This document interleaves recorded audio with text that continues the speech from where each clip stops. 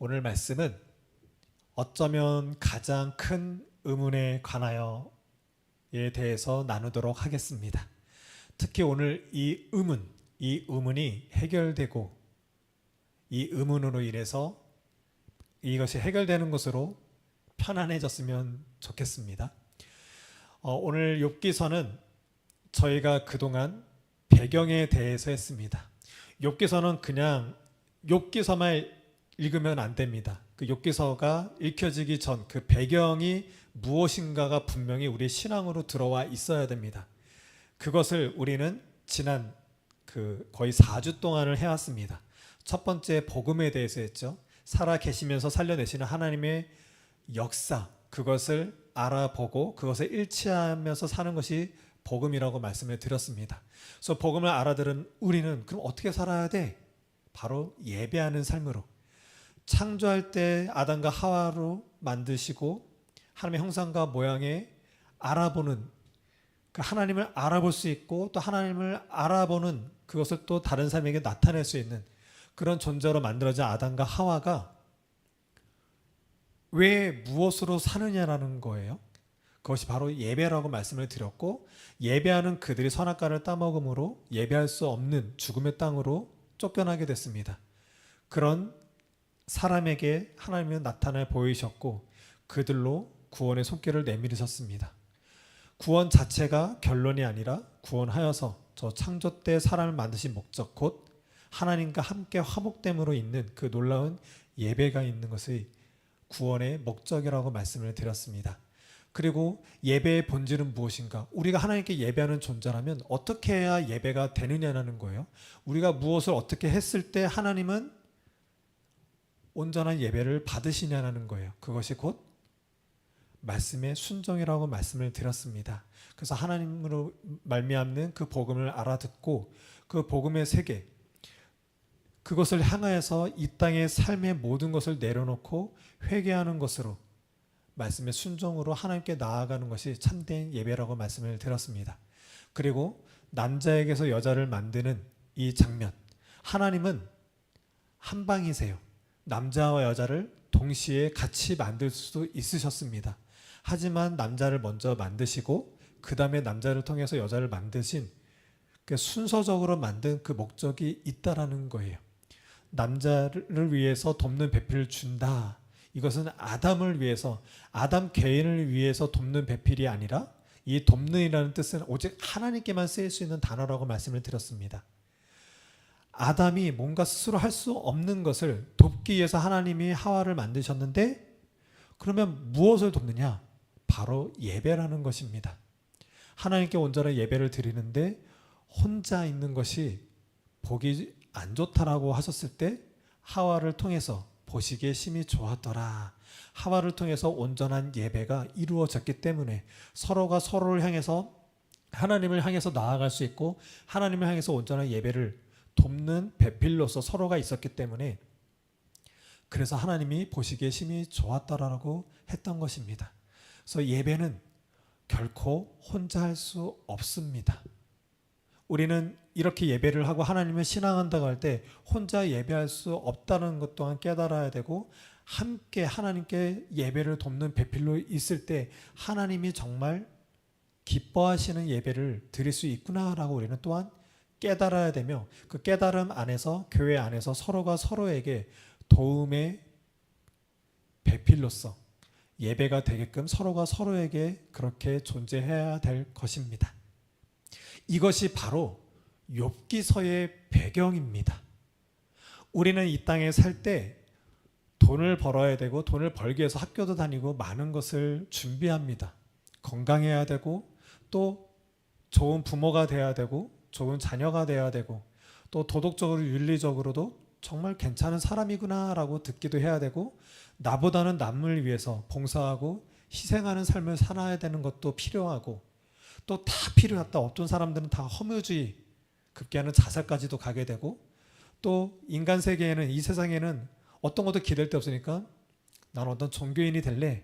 그래서 여러 종교로 갑니다. 우리는 이런 여러 모양으로 살아갑니다.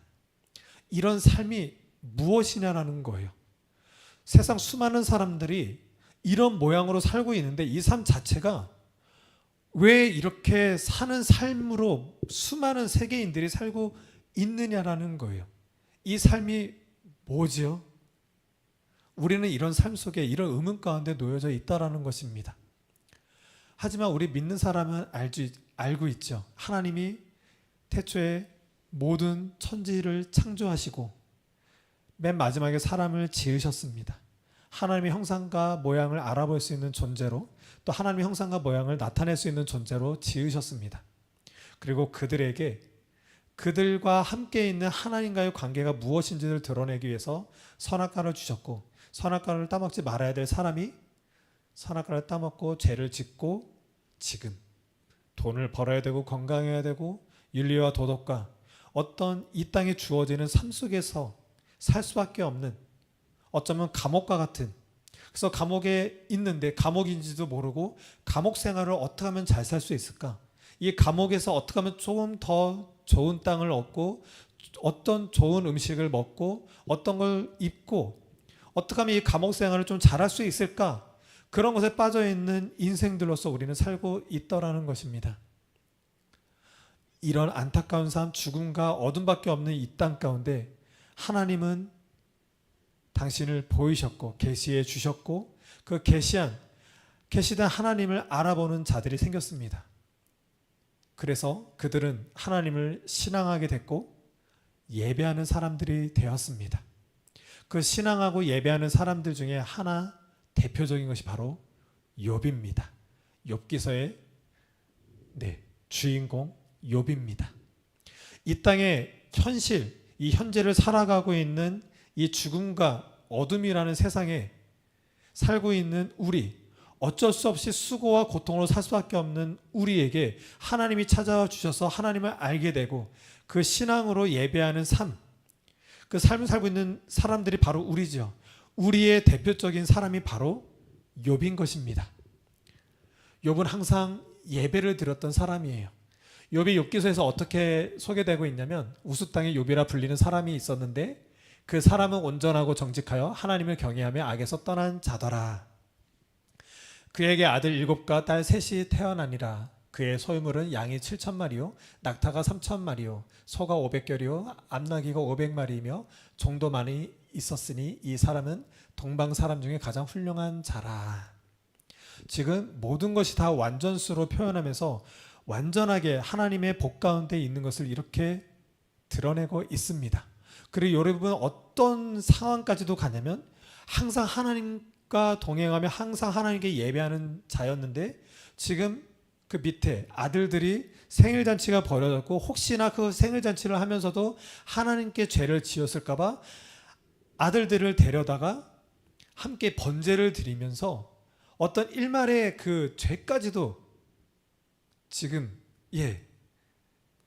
그 합리화시키거나 어떤 이렇게 핑계대지 아니하고 항상 예배드렸던 사람입니다. 이런 사람이 있고, 욥기서 지금 말씀드린 거에 보면은 아들 7과 딸 3이 태어나리라, 이 말씀이 욥기서 맨 마지막 42장 맨 마지막에 가면 또 그대로 표현되고 있습니다. 다른 성경책들을 보면 이제 두루마리기처럼 그 서론부터 해서 쫙 나열되게 우리가 읽어서 또 해석하지만, 욥기서는 첫 장과 마지막 장이 같이 이렇게 이어져 있다라고 보시면 돼요. 그래서 그 이어져 있어서 이 원통형 모형처럼 이 전체 자체가 욥기서가 말하고 있는 것으로, 이 통으로 욥기서를 이해해야 된다라고 보시면 되겠습니다. 그래서 욥은 이렇게 신앙하고 예배하는 자였습니다. 이런 자에게 하나님의 이제 6절부터 하루나 하나님의 아들들이 와서 여호와 앞에 섰고 사탄도 그들 가운데 온지라. 그래서 여호와 하나님이 이제 사탄에게 물으십니다. 너 어디서 이렇게 싸돌아다니다가 이제 왔냐? 이렇게 말씀을 하시는 거예요. 그래요. 성경에 나오는 사탄은 그냥 이뤄낸 거예요. 어떤 능력과 힘을 우리에게 주지 못합니다. 그저 삼킬자를 두루 돌아다니면서 그냥 유혹에 너무 시험할 그런 대상들만 찾을 정도지 우리에게 어떤 힘을 발휘할 수 있는 능력 있는 그런 존재가 아니에요. 그저 그냥 그렇게 다니는 존재가 사단입니다. 이런 사단을 향해서 하나님이 너 어디 있다 이렇게 돌아다니다 여기저기 이렇게 다녀왔냐라고 말씀하시는 거예요. 지금 어떤 장면이냐면 우리가 이 땅에서 신앙 생활을 하고 있습니다. 전 세계 많은 믿음 있는 사람들이 이렇게 이 땅에서 이 주어진 땅에서 예배하고 있는데 이 천상에서 하나님과 천사와 사탄까지도 그 신학자들은 어전 회의라 그래요. 하나님 앞에서 천사와 사탄도 함께 회의가 열리는 장면으로 시작되는 것이 바로 욥기서입니다. 이때 여호와께서 사탄에게 이르시되 내가 내 종 욥을 주하여 보았느냐 그와 같이 온전하고 정직하여 하나님을 경외하며 악에서 떠난 자는 세상에 없느니라. 욥을 봐. 얘는 완전한 자야. 내가 얘를 의로운 자라고 칭했어.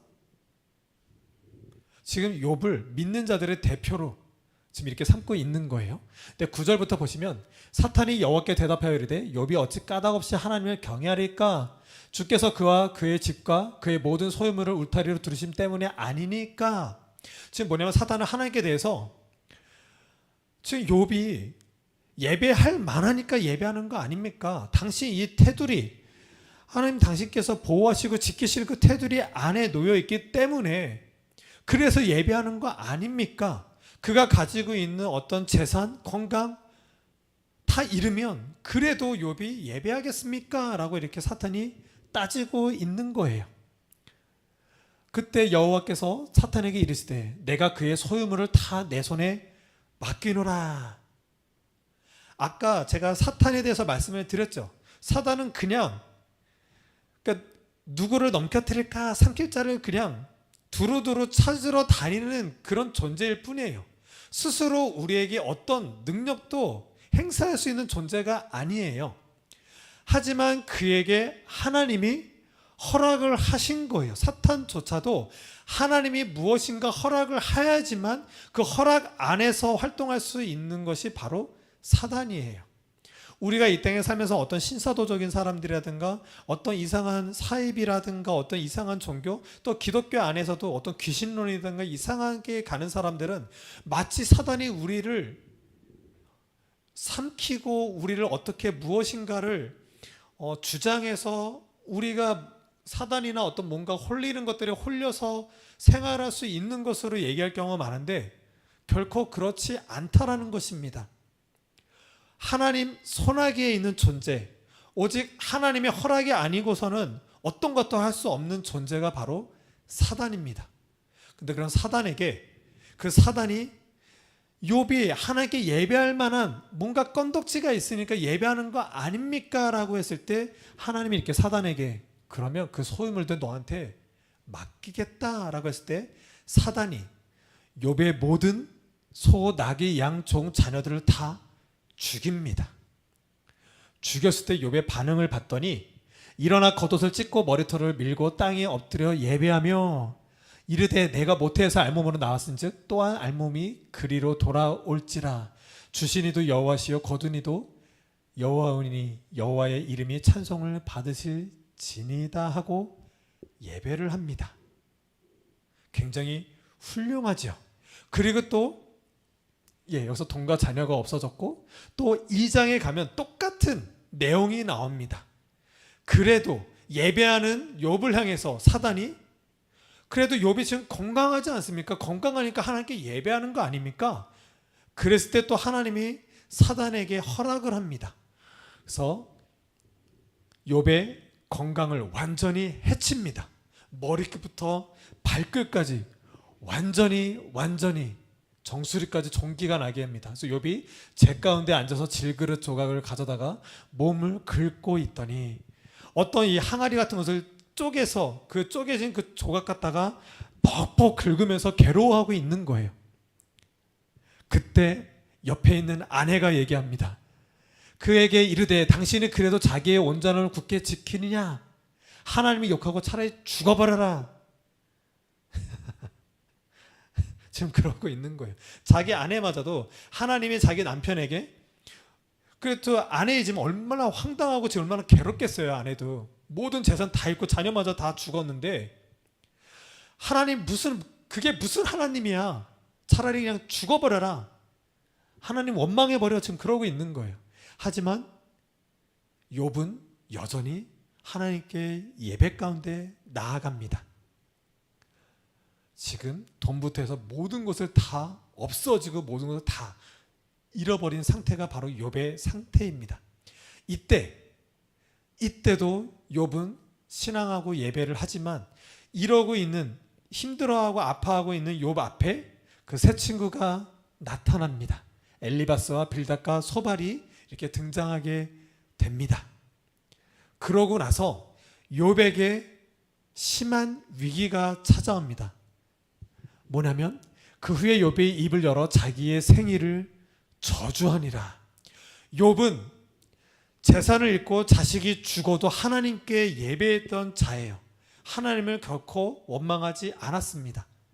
그리고 자신의 어떤 그 나병과 같은, 문두병 같은 병이 걸렸을 때, 죽을 병에 걸린 것 같아도 하나님께 예배했던 존재입니다. 하지만 그런 병들어 있는 자기 자신을 보기 위해서 새 친구가 찾아왔고, 새 친구로 인해서 신앙의 위기가 온 거예요. 그러면서 하나님을 원망합니다. 자기의 생일을 저주하니라. 내가 난 날이 멸망하였다라면, 내가 태어날 때 이 세상가 전쟁에는 무엇이든 멸망했다라면 내가 이곳에 이렇게 고통당하지 않고 있을 텐데, 산에 아이를 베었다 하던 그 밤도 그러하였다라면, 어둠과 죽음의 그늘이 그날을 자기의 것이라 주장하였다라면, 이는 내 모태의 문을 닫지 아니하여 내 눈으로 환난을 보게 하였음이로구나. 차라리 엄마 뱃속에서조차도 임신되지 않았더라면 내가 이렇게 괴로움을 당하지 않을 텐데, 어찌하여 내가 태어나 죽어 나오지 아니었던가. 임신이 되었더라도 내가 그냥 죽어서 태어났더라면 차라리 그게 좋았지 않았나. 지금 그렇게 자기의 생일을 저주하며 자기 자신을 가지고 지금 하나님께 나아가 원망하고 있는 거예요, 욥이. 그래서 지금 욥은 완전히 새 친구가 자신의 그 안타까운 상황을 본 그 자체가 괴로운 나머지 신앙과 예배가 완전히 무너진 상태입니다. 욥은 이렇게 시작하고 있어요. 이러고 있을 때 이 세 친구들은 삶과 죽음에 대해서 논하고 특히 복과 화에 대해서 얘기합니다. 욥은 너무나도 큰 의문 중에 있는 거예요. 내가 왜 이렇게 고통을 당해야 되고 내가 왜 이렇게 신앙의 위기를 겪어야 되는지 도무지 이해가 안 되는 거예요. 이러고 있는 이에게 새 친구가 와서, 아니야, 너 그래도 하나님께 잘못한 게 있기 때문에, 너가 죄가 있기 때문에 이렇게 화를 당하고 있는 거야. 잘 생각해봐. 너가 너 스스로 의롭지 않아. 하나님 보시기에 너가 분명히 뭔가 잘못한 게 있기 때문에 너가 이렇게 화를 당하고 있는 거야 라고 이야기하고 있습니다. 이 세 친구와 함께 계속 번갈아가면서 계속 논쟁을 펼쳐요. 욥은 계속 이해하지 못하겠다라는 거예요.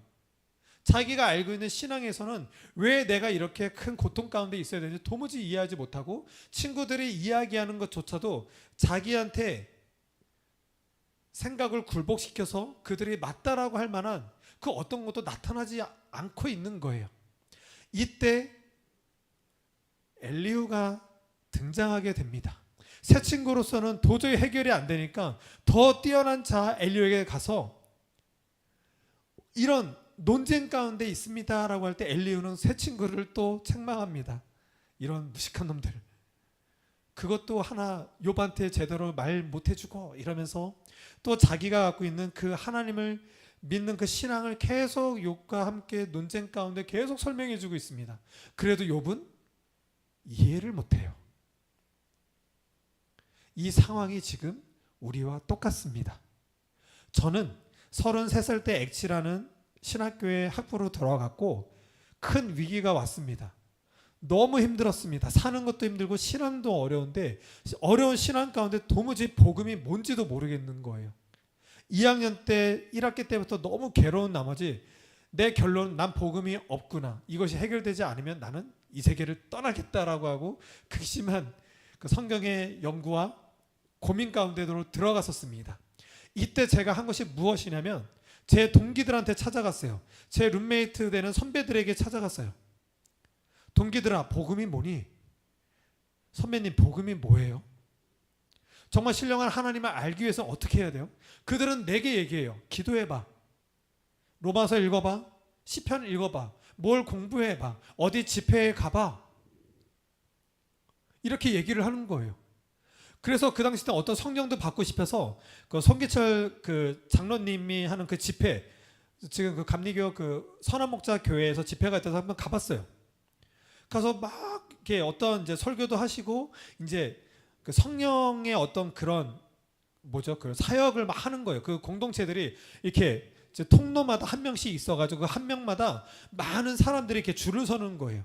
그래서 막 기도를 받아요. 그리고 어떤 사람들은 넘어지고 막 울고 웃고 방언하고 막 많은 것들이 막 되게 혼란스러워져요.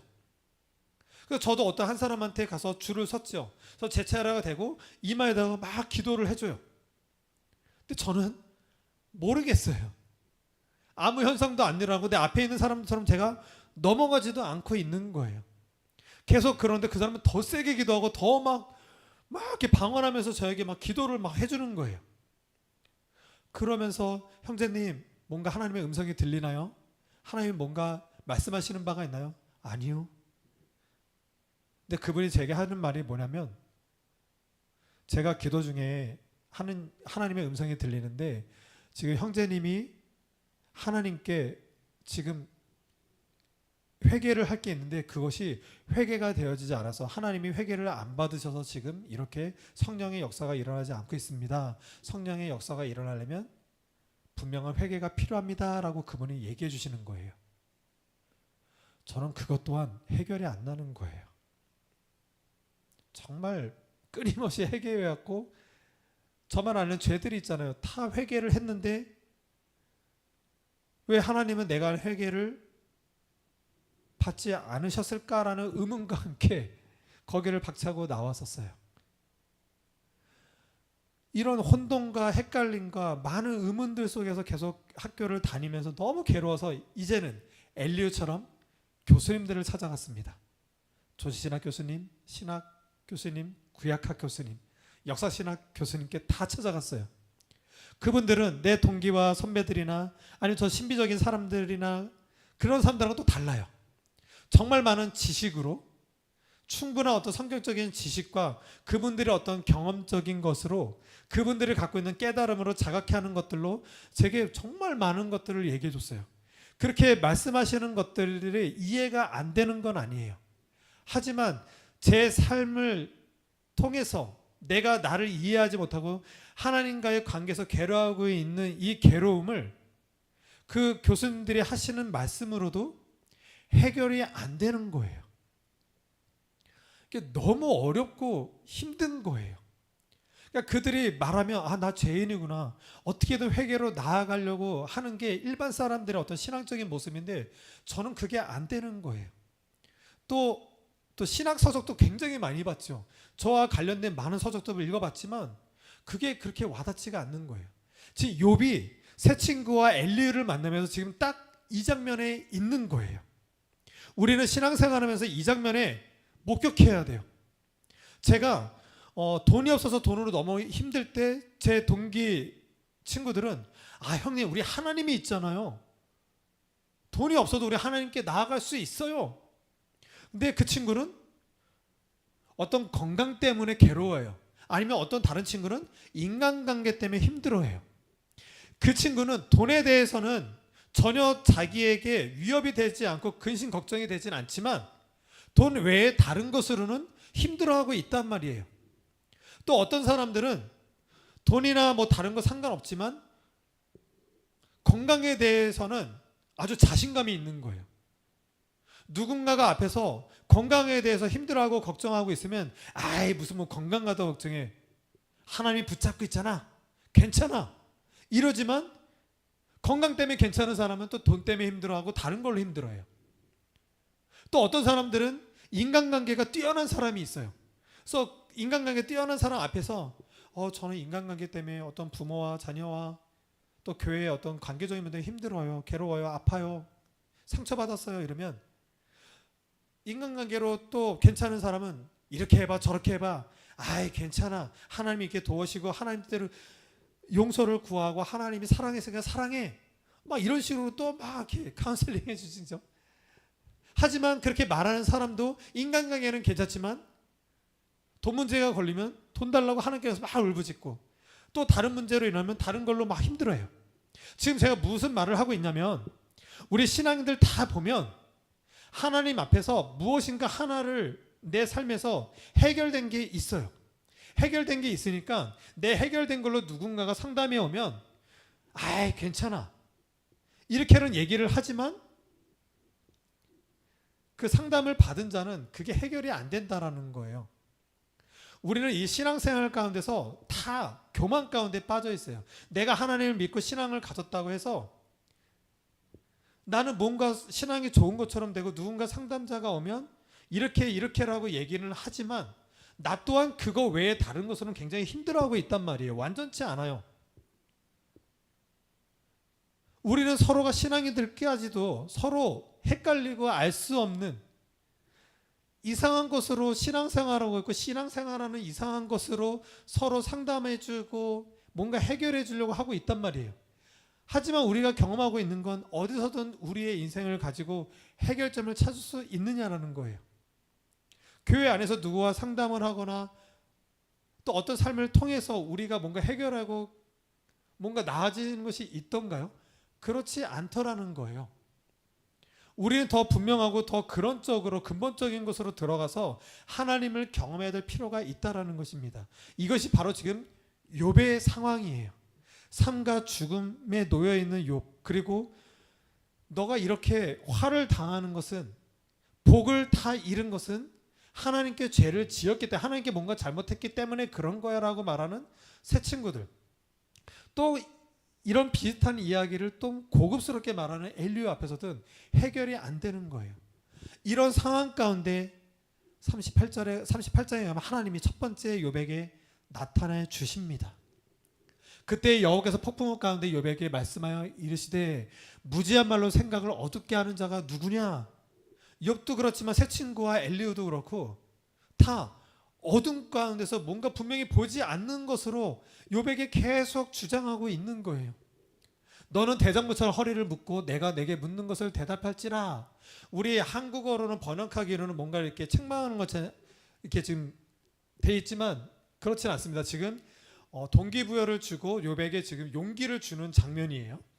내가 땅에 기초를 놓을 때 내가 어디 있었느냐. 내가 깨달아 알았거든 말할지니라. 내가 눈 곳간에 들어갔느냐. 우박창고를 보았느냐. 너는 별자리들을 각각 제때에 이끌어낼 수 있으며 북두성을 다른 별들에게 이끌어갈 수 있겠느냐. 까마귀 새끼가 하나님을 향하여 부르짖으며 먹을 것이 없어서 허우적거릴 때에 그것을 위하여 먹이를 마련하는 이가 누구냐. 하나님은 하나님의 그 천지 창조 때를 드러내서 지금 욥에게 이런 식으로 말씀하고 계시는 거예요. 무슨 말이냐면 유한한 너가 무한한 나의 이 의미, 이 뜻을 알겠느냐? 알지 못하면 가만히 있어. 이런 차원이 아니에요.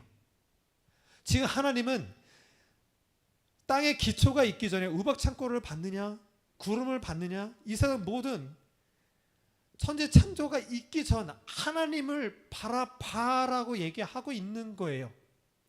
이 말은 곧 이 땅을 살고 있는 우리는 우리의 신앙마저도 우리가 살고 있는 이 현재 가난하면 가난한 것으로 이것이 신앙이야. 부하게 되면 부한 것으로 이것이 신앙이야. 또 신앙생활하면서 어떤 화를 당하고 어떤 고통과 역경 가운데 있으면 그것으로 인해서 우리는 이것이 신앙이야라고 간주한다라는 거예요. 하지만 신앙은 그것이 아니다라고 지금 하나님께서 하나님이 천지 창조를 하신 창조주 하나님께서 드러내면서 이렇게 말씀하고 계신 겁니다. 그래서 하나님을 경험한다는 것은 어떤 복이 주어지고 화가 있는 그런 방식이 아니고, 또 어떤 삶, 죽음을 말하는 이 땅에 그런 사람들의 말로 인한 삶과 죽음이 그런 것이 신앙이 아니라는 거예요. 하나님의 창조의 능력을 바라보는 것은 우리가 이렇게 신앙생활하면서 어떤 복이 올 때 있잖아요. 원할 때 힘들 때 뭔가 그래도 뭔가 주어지는 것으로 인해서 잠깐의 기쁨과 누림이 있을 때가 있어요. 또 때로는 살면서 가난과 건강과 많은 것들이 힘들 때 화가 나한테 미치는 것을 괴로워해요. 하지만 복과 화 이런 것들로 인해서 신앙을 말하지 말라는 거예요. 이런 거, 삶과 죽음, 복과 화 이 너머에 있는 하나님을 온전히 바라보는 것이 진짜 신앙이라는 거예요. 하나님은 천지 창조하실 때 아담과 하와를 당신의 형상과 모양으로 만드셨어요. 너희가 땅의 기초를 놓을 때 어디 있었느냐? 우박 창고를 봤느냐? 천지 창조에 있기 전에 너 없었어.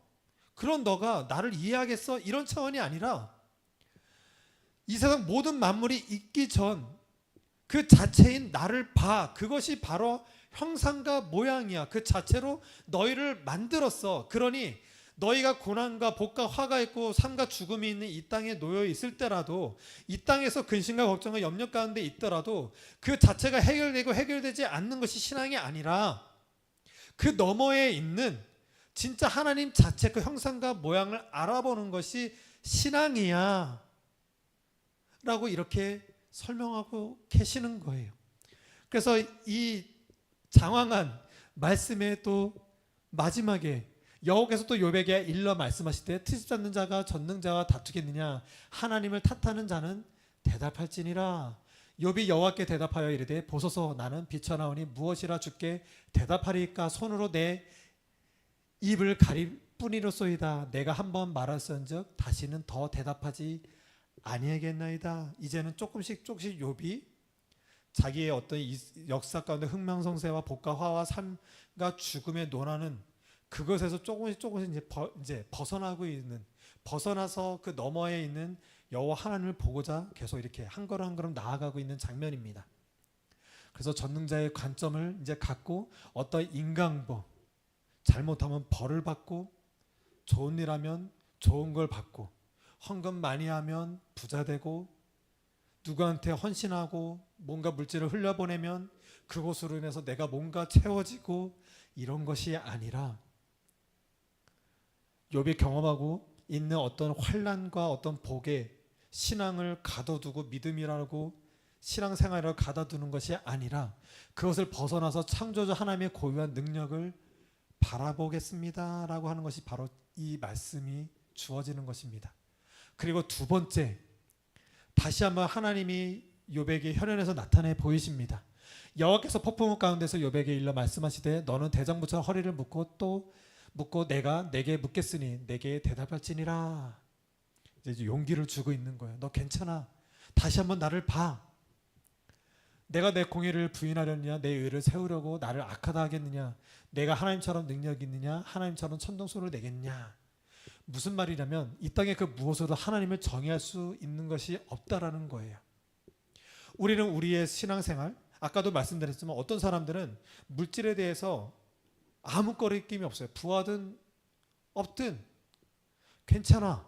이런 사람들이 신앙인 가운데 있어요. 하지만 그렇게 됐다고 해서 그것이 하나님을 정의할 수 없다라는 거예요. 하나님이 어떤 분이시라는 걸 결정지을 수 없다라는 거예요. 근데 그렇게 물질로서 괜찮은 사람은 어디서든 간증을 가요. 여러분 이렇게 하십시오. 이렇게 하니까 이렇게 복 줍니다. 하나님이 이런 분입니다. 그러니 그런 하나님이 계시니 여러분도 저처럼 이렇게 하십시오라고 간증들 많이 해요. 그게 옳지 않다라는 거예요. 그런 것으로 하나님이 어떤 분이다 결정짓거나 하나님을 정의내려서는 안 된다라는 것입니다. 우리는 우리의 신앙을 가지고 자꾸 하나님을 이해하려고 해요. 우리의 신앙은 그것이 아니라 하나님이 어떤 분인지를 알아보고 그 알아본 하나님 앞에서 우리가 어떤 모습으로 있는지를 계속 끊임없이 봐야 돼요. 하나님으로 인한 우리 자신을 보였을 때 우리 자신이 그 하나님 앞에 계속 서고자 노력하는 것이 신앙생활이라는 거예요. 욥은 또 욥의 친구와 엘리야는 다 여기에서 무너지고 있고 헷갈려하고 의문 가운데 있더라는 것입니다. 우리의 신앙생활, 우리의 교회 생활들하고 별반 다른 게 없어요.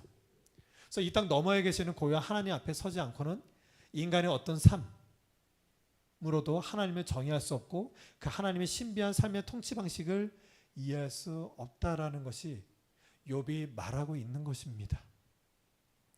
이것이 이제는 들려지고 욥이 하나님을 다시 한번 바라보게 됐을 때 욥이 여호와께 대답하여 이르되 주께서는 못하실 일이 없사오며 무슨 계획이든지 못 이루실 것이 없는 줄 아오니 이제는 우리의 노력으로 우리의 행위로 무엇인가 하나님 것을 하나님을 도구화시켜서 뭔가 끄집어내서 나의 형통을 위해서 내가 이 땅에서 뭔가 나아지는 걸 위해서 살았더라면 그것이 아니라 하나님이 나와 이 역사를 운행하실 계획을 하나님은 분명히 이루실 것입니다.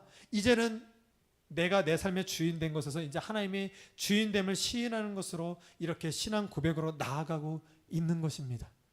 무지한 말로 이치를 가리는 자가 누구니까 나는 깨닫지도 못한 일을 말하였고 스스로 알 수도 없고 헤아리기도 어려운 일을 말하였나이다.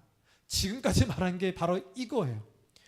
우리도 이렇게 교회를 다니지만 남들과 신앙에 대해서 얘기하지만 나도 명확히 모르는 것으로 신앙이다 얘기하고 있고 수많은 신앙인들도 자신들도 이렇다 저렇다 말씀이다 기도다 막 얘기하지만 명확히 내가 그 말에 굴복당할 만한 나를 완전히 이해시킬 만한 것들을 그들은 말하지 못한다라는 거예요.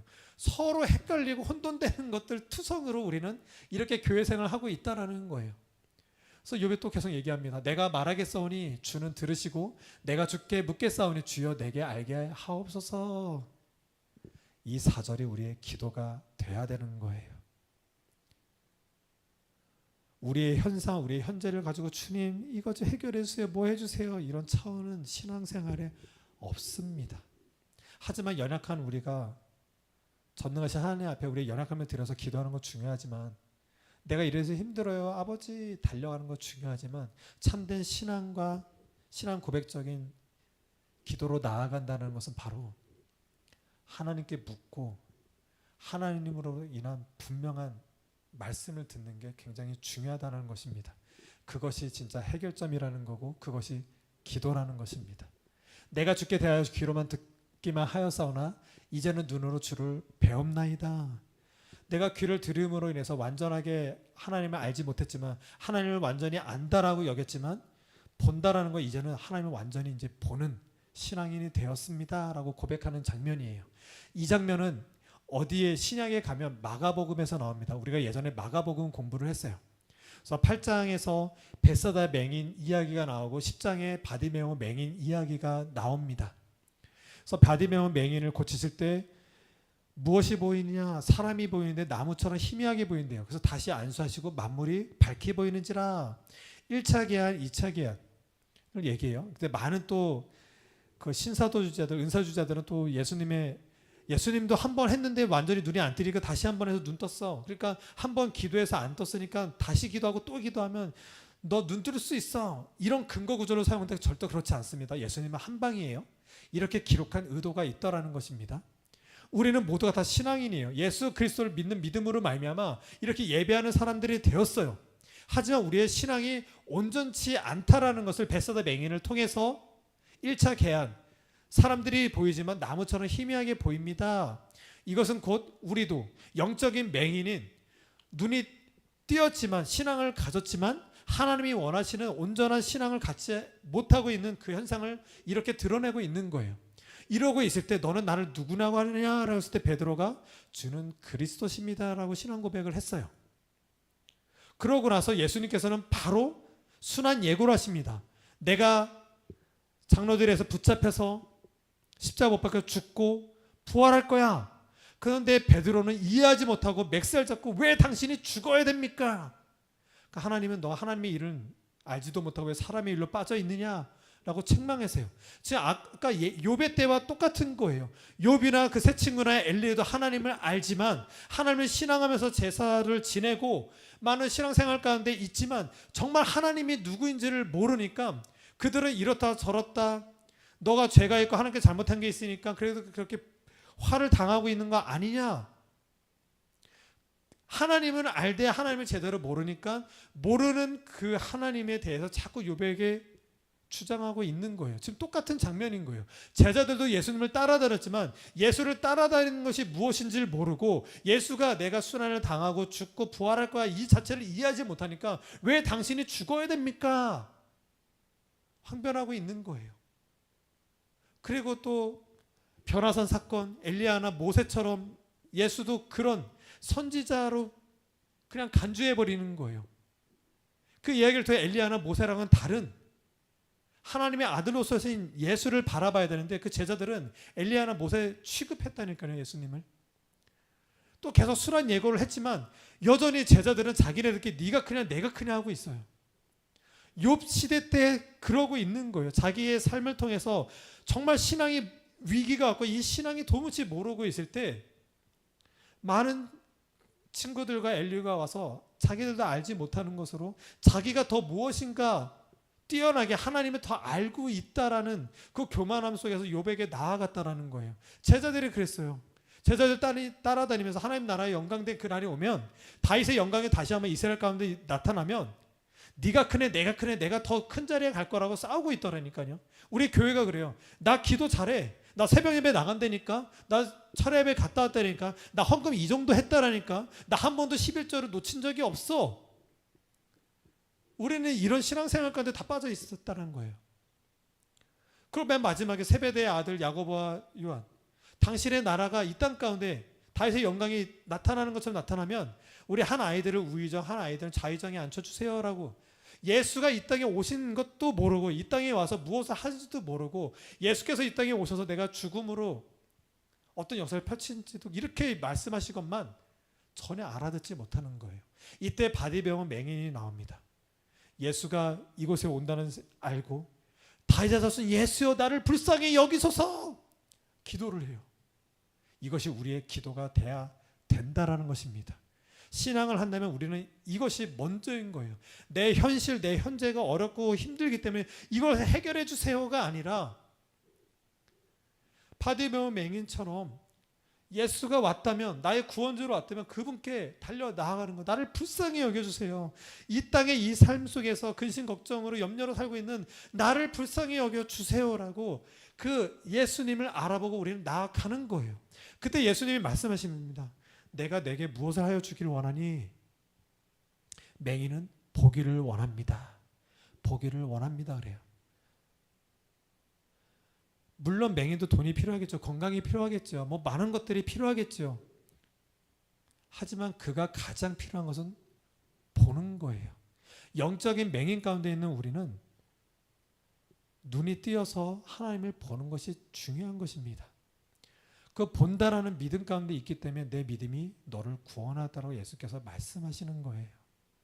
그냥 눈을 떠줬기 때문에 너 구원 받은 거야 이렇게 말씀하신 것이 아니라 그렇게 눈을 뜨게 하는 예수님이 어떤 분인지를 분명히 알고 그분께 구하고 불쌍히 여겨 주시옵소서 보기를 원합니다. 예수를 봤을 때 진정한 구원의 의미가 본 것처럼 오늘 말씀에 내가 주께 더 귀로 듣기만 하였으나 이제는 눈으로 주를 봅니다. 확실한 신앙 가운데 믿음 가운데로 제가 나아갑니다 라고 이렇게 이제 욥기서의 맨 마지막에 하나님께 나아가는 장면이 나갑니다. 6절에 그러므로 내가 스스로 거두어드리고 티끌과 재 가운데서 회개하나이다. 지난주까지 말씀을 드릴 때 예배란 무엇이었죠? 예배의 본질은 뭐였죠?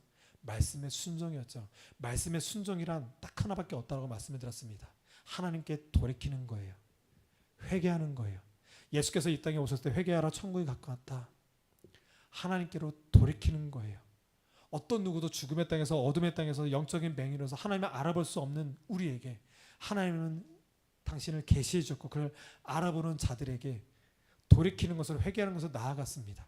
욥은 지금 티끌과 재 가운데서 천지 창조를 얘기하는 거, 천지 창조 가운데 티끌로 만들어진 그 사람을 두고 얘기하는 거예요. 그 티끌로서 먼저서 흙으로 빚으셔서 당신의 형상과 모양을 알아볼 수 있는 그 놀라운 회복이 일어난 것을 바라보면서 그 가운데서 지금 창조자 하나님을 바라보면서 회개하고 있는 장면이 이렇게 그려짐으로 완전한 신앙 가운데로 들어가는 장면이 이렇게 펼쳐지고 있더라는 것입니다. 그래서 욥기는 삶과 죽음과 복과 이런 가운데서도 이런 긴 욥기가 말하고 있는 역사 가운데서 들어가면서 이제 하나님을 눈으로 보는 완전한 신앙 가운데 들어가면서 하나님과 나와의 완전한 관계, 이것으로 들어가면 예배 가운데로 들어가고 있다는 것이 욥기 전체의 말씀입니다. 이것이 또한 욥기 전체의 배경이 돼서 오늘 주제, 우리의 가장 큰 의문이 여기서 해결이 된다라는 거예요. 여호와께서 사탄에게 이르되 내가 내 종 욥을 주하여 보았느냐? 그와 같이 온전하고 정직하여 하나님을 경외하며 악에서 떠난 자는 세상에 없느니라. 아까도 말씀드린 욥기는 이 원통형, 이 원통이 이렇게 이 자체가 욥기라고 말씀을 드렸어요. 그러니까 시작이 마지막이고 마지막이 시작인 거예요. 이 욥기 전체에서 드러난 하나님과 욥의 관계가 확실히 예배자적인 모습으로 드러났을 때 그 모습을 가지고 1장에서 첫 번째 여호와께서 사탄에게 이르되 내 종 욥을 봐, 이렇게 나아가는 거예요. 이 장면은 뭐냐면 충서비를 봐, 원규를 봐, 수진을 봐, 옷길이를 봐, 이 장면이에요. 욥기서를 통해서 하나님을 알아본 우리는 하나님이 우리를 향해서 저 사단에게 우리를 갖다 놓고 보시는 거예요. 충서비를 봐, 이게 우리예요. 우리의 신앙이 여기에 있는 거예요. 그러니까 이 땅에 우리가 어떤 모양에도 어디선 놓여져 있지만 그런 어떤 뭐 근심과 걱정이든 아니면 부하든 가난하든 건강하든 건강하지 않든 어떤 자리에 우리가 있든지 하나님은 우리를 향해서 충서비를 봐, 원규를 봐, 이것이 우리의 정체성이 하나님이 우리를 바라보고 있는 모습이라는 거예요. 이렇게 자신 있게 나를 향해서 얘 좀 봐 하는 그 하나님의 시각이 열리는 게 하는 것이 바로 욥기라는 거예요. 이 하나님과 우리의 관계, 사단에게까지도 자신 있게 얘를 봐, 이것이 우리가 회복될 우리의 자아상, 신앙의 모습이에요. 이때 사단이 얘기하죠. 까닭 없이 그래도 하나님을 예배할 만한 뭔가가 있으니까 예배하는 거 아닙니까? 지금 방금 그랬죠. 충서비를 봐, 원규를 봐, 수진을 봐, 옷길을 봐 했어요. 근데 얘를 향해서 사단이 그래도 얘가 예배할 만한 뭔가가 있으니까 그런 거 아닙니까? 까닭 없이 예배하겠습니까? 욥기서는 가장 주제가 이 까닭 없이라는 단어예요. 우리 신앙생활은 하나님과 세상 앞에서 이 까닭 없이예요. 우리는 이 까닭이라는 것 때문에 힘들잖아요. 물질과 건강, 많은 인간관계와 많은 어려움들, 어릴 때부터 죽을 때까지 거쳐 나가면서 계속 뭔가 채워져야 되고 뭔가 채워지지 않으면 불안해하는 어떤 그 이상한 어둠과 죽음으로 살 수밖에 없는 그 까닭들이 있잖아요.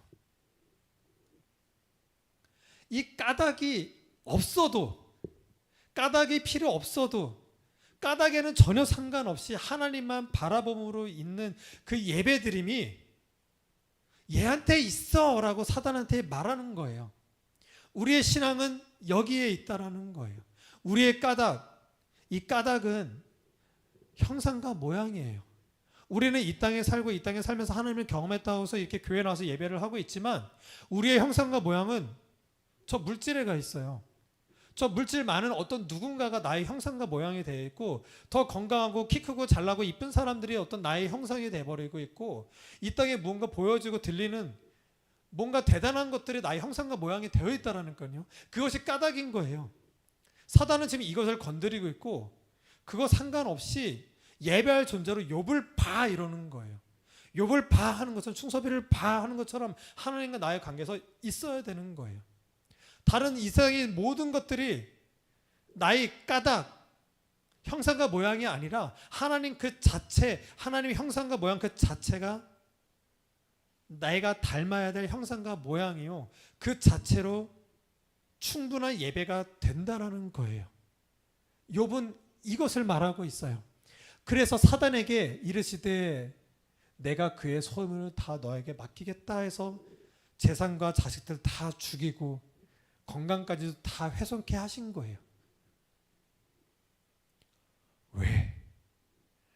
왜 하나님은 사단에게 그렇게 허락하셨냐라는 거예요. 왜 건강과 물질을 다 앗아가게 사단에게 그렇게 왜 허락을 했냐라는 거예요. 우리가 이게 가장 큰 의문이잖아요. 이 의문은 우리의 근본적인 의문이에요. 왜 아담과 하와가 선악과를 볼 수 있게 냅두셨냐는 거예요. 왜 사단이 아담과 하와를 유혹하도록 왜 냅두셨냐라는 거예요. 사단이 유혹하러 다가오게끔 왜 그걸 막지 않으셨냐라는 거예요. 선악과를 따먹는 동안 하나님은 무엇을 하셨냐라는 거예요. 우리는 이게 궁금하잖아요. 왜? 그렇지 않으면 우리 아이 힘들게 영어나 수학 공부 안 가르쳐도 됐잖아요. 우리 힘들게 취업하거나 이 땅에 무엇으로 힘들게 사는 염려 같은 거 안 해도 됐잖아요. 하나님이 막아주셨으면 사탄이 우리 유혹하도록 선악과 따먹게 하도록 하나님 방관하지 않았다면 우리는 괜찮았잖아요. 근데 왜 하나님은 사단에게 그 뱀에게 선악과를 따먹게 왜 그것을 허락하셨냐라는 거예요. 왜 냅두셨냐라는 거예요. 왜 욥에게 건강과 자식들까지도 다 앗아가시도록 사단에게 왜 그걸 허락해 두셨냐라는 거예요. 우리는 지금 창세기를 들어서 지난주까지 계속 예배에 대해서 말씀을 드렸어요. 이것이 해결돼야 돼요. 왜?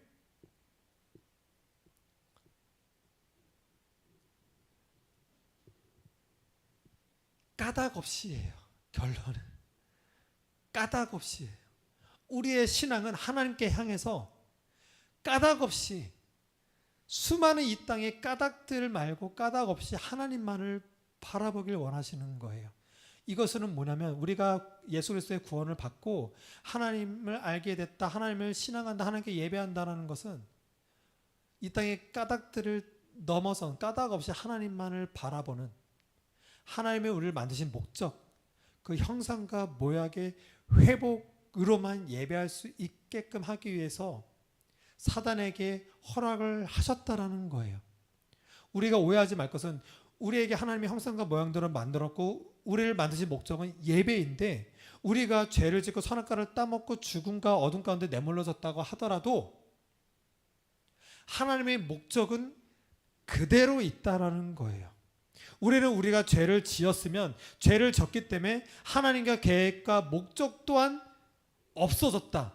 하나님이 변경했다. 누군가에서 변화됐다. 우리는 이렇게 생각할 때가 많아요. 그렇지 않아요.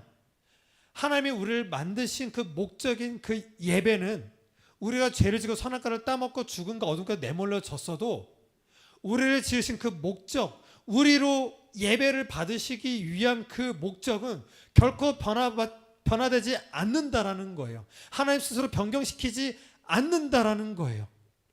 이 사실을 알게 하기 위해서 예수 그리스도를 이 땅에 보내주셔서 예수 그리스도로만 예수께 나타난 하나님을 분명히 바라보고 이 땅의 삶이 아닌 예수 그리스도의 죽음과 부활로 하나님 나라가 진짜인 것을 소망하고 그것을 진짜 신앙하는 것으로 하나님께 참 예배자로 오게 하기 위한 그 예배의 실체와 진짜 예배가 무엇인지를 알게 하기 위해서 욥기가 기록이 되었다라는 거예요. 욥의 재산과 많은 것들을 앗아가게 한 이유, 사탄에게 그렇게 허락하신 이유, 뱀에게 아담과 하와를 유혹해서 선악과를 따먹도록 냅두신 이유, 하나님과 우리의 관계가 예배는 결코 실추되지 않았다. 결코 어떤 누구도 어떤 존재도 끊을 수 없다라는 것을 보이기 위함인 거예요. 그래서 선악과를 따먹게 냈던 거고 욥에게는 건강과 재산을 앗아가도록 허락하게 하신 것입니다. 왜? 그런 것이 있든 없든 오직 하나님 앞에서만 하나님으로만 예배할 수 있고 그것이 예배의 조건이라는 것을 알리기 위해서인 것입니다. 우리는 이렇게 교회를 다닐 때 세상 사는 게 힘들어요. 세상에 무엇이 채워지고 해결되는 것이 내가 신앙을 가지고 이렇게 해결됐고 내가 그렇게 기도를 했는데 해결이 일어났어요. 하나님이 도와줬네? 하나님께 예배해야지. 이렇게 가면 우리는 평생 하나님을 알지 못하는 이상한 것으로 신앙생활 할 수밖에 없다라는 것입니다. 우리 이 땅 살 때 욥처럼 복이 주어질 때가 있어요. 또 광야로 내몰려질 때가 있어요.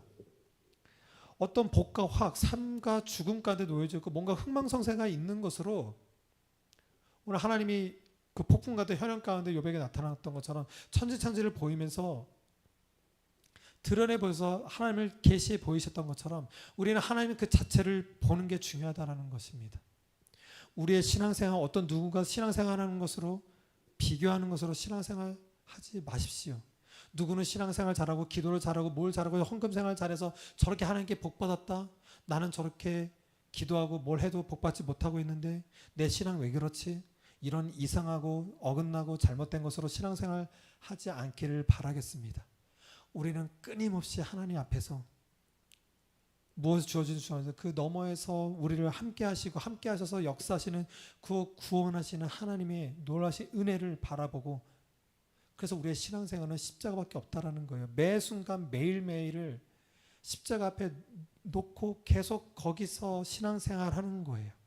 하나님 나라를 소망하는 것으로 이 땅에서 힘들고 어렵지만 그 하나님 나라는 곧 하나님이신데 하나님과 함께 동행하면서 계속 사는 것이 신앙생활이라는 것입니다. 이런 신앙, 하나님과 함께한 이것이 주어진 것으로 말미암아 이 기쁨과 감사와 감격으로 우리는 예배하는 것입니다.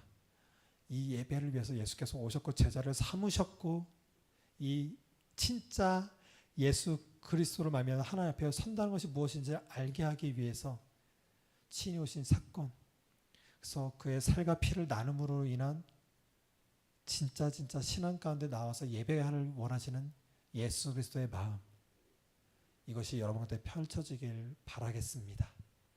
그리고 우리는 이 설교가 끝나고 기도를 하고 성찬을 할 텐데 온라인을 통해서 예배하고 있는 분들은 성찬을 할 수 있는 교회를 찾아가십시오. 너무 중요합니다. 예배는 혼자 할 수 없습니다.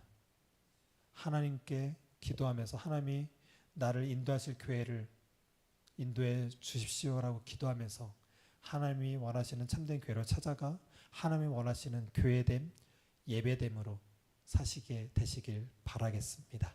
기도하시겠습니다.